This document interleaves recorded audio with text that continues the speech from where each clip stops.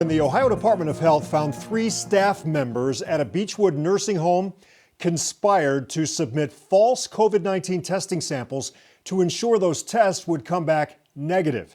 An ODH report says they did this even though residents were showing symptoms of the virus. The investigation into Menora Park's Montefiore nursing home was originally brought to light by Cleveland Jewish News. And our Jessie Schultz, she's been sorting through the state's findings and she joins us live now. Hey, Jessie. Hey, yeah, the state's investigation revealed that a nurse here blew the whistle and said that staff may have submitted false COVID lab samples back in October. That led to the firing of 3 employees here, but it also led family members of loved ones who contracted COVID-19 while in the care of the nursing home demanding some answers.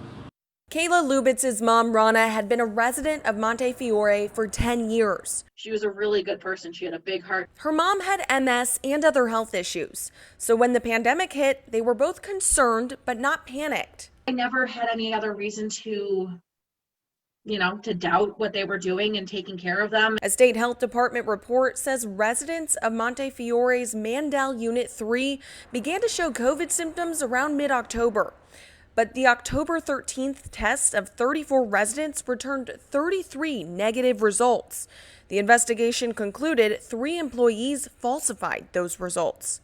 Lubitz says her mom received multiple negative COVID test results during the pandemic. And while Lubitz says her mom was not a Mandel 3 resident, she said her last test felt different. Mom mentioned and maybe took a step back and thought about it for a second of maybe they weren't testing me properly. On Thursday, November 5th, that last test came back positive.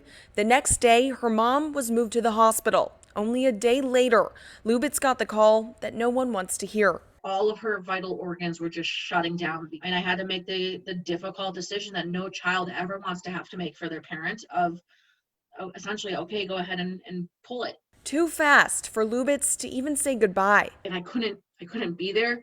I couldn't go to the nursing home. I couldn't go to the hospital to be with her, and she was all by herself.